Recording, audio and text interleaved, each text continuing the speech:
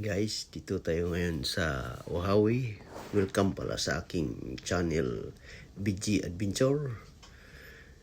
And then kasama natin si Mrs. Joami, Charlotte, Celine in Asher. Ayan guys, nagpapalipad tayo, practice ng palipad ng drone dito sa Ohawi Beach. Ayan guys. Ayan. At time ngayon ay 8 o'clock ng hapon. Gabi na pala dito kasi daylight saving. So may araw pa. Ayan, maliwanag dito. Palubog ng araw dito sa aming unahan. Ayan, makita nyo dyan ang araw. Yan, oh. Yan. Yan siya guys, yan. Tingnan mo. Kaya ang hindi na inabot ng araw, medyo madilim na. Yan ang dagat. Yan. Pinapunta natin si drone doon. Patingnan natin kung anong mga nangyayari doon sa gitna ng dagat. Ayan guys. So, yan. Medyo flat siya doon sa gitna. Pero dito sa tabi ay may alon kunti. Dito ako guys nagpipishing kapag fishing season. Dito kami nag-launch ng boat. At may fishing contest kada taon. So, ngayon guys, hindi na time ng fishing. Kaya dito na lang kami namasyal kasi medyo maganda ang panahon ngayon. Mainit. Kaya yun. Papalipad lang tayo ng drone practice para masanay kung paano mag-operate at sa mga susunod na adventure ating ay siguraduhin na lilipad siya ng maayos at makapag view ng mga spot at mga viewer spot. Yan. Tingnan mo guys, ang damoy dito ay medyo palamig na, pa winter ang green na damo, pero kapag summer ang damo ay laya brown ang color. Ayan, makikita mo yung natira ng mga damo ay medyo brown pa, sunog pa kasi laya na kasi sa summer. Ayan guys. So, ayan guys, low tide, kaya dyan kami nagpa launch ng boat kapag mag-fishing. Kaya labas na yung buhangin at saka yung rock. Kaya dyan kapag mag-fishing dyan, kinahanglan alerto ka dahil mabato. Mamaya mabangga ka dyan sa bato, ang boat mo sira na. Marami na nasira dyan, dami na nagsimplang. May isang akong boat dyan na lunod, so wala na, nasira.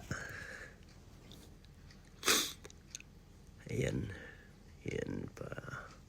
Lipad natin si drone sa malayo. Kunti. Siguro mga 20 meters ahead o 30 meters ahead from the option. Papunta sa gitna ng dagat. You know.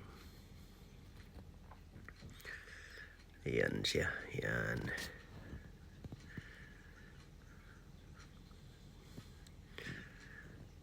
Medyo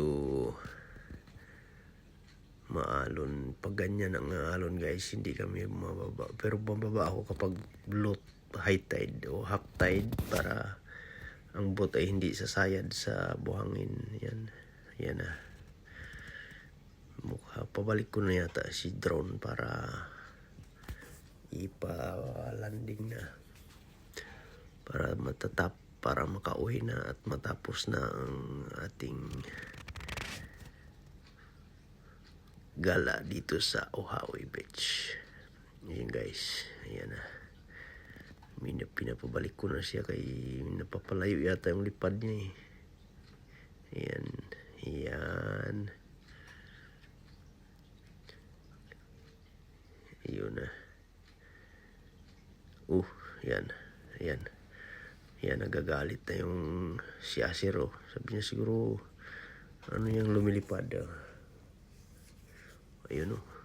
Kinakahol niya na. Galit siya, galit. Sabi niya, ano yan, lumilipad na yan. Ayun. Yan. Sabi niya, ano yung lumilipad na pupunta dito. Yun, galit na galit. Ayan.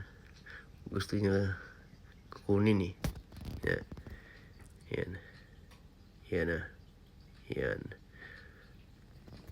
Yan. Kasi nagtataka siya bakit may saranggola na malaki tapos maingay. Yan siya. Yan. Pinabalik na natin na malapit na siya.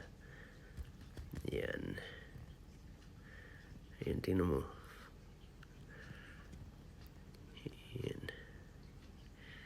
Ayan guys, yan, ganda ng first time kasi tayo gumagamit ng ganito na malaking camera. Kaya practice hanggat sa makuha natin ang technique kung paanong technique nito. Kasi baka hindi natin alam kung saan baka lumipad, hindi na makabalik, baka pumunta doon sa gitna ng kung saan. Baka makasabit sa kahoy ba or ma-lose control siya, yung connector niya hindi na sa sobrang layo niya, baka hindi na makabalik, baka pumunta na doon sa sa kanyang pinanggalingan. Yan.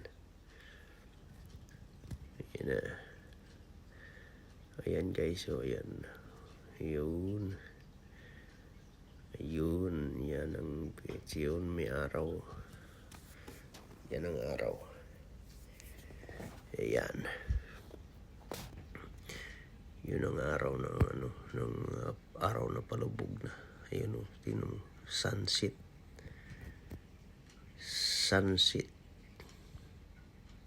Yan. Ayun siguro babalik na siyan kay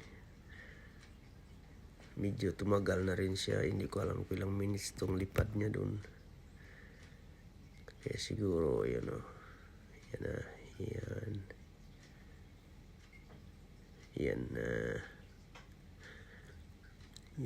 pabalik na yan. Yan.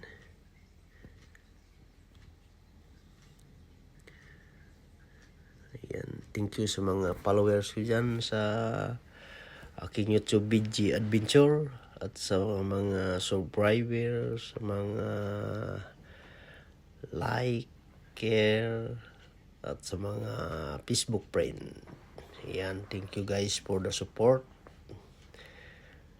Tuloy-tuloy lang ating video, kaya lagi lang kayo like and subscribe my YouTube channel BG Adventure Vlog, din Facebook BG Adventure Vlog.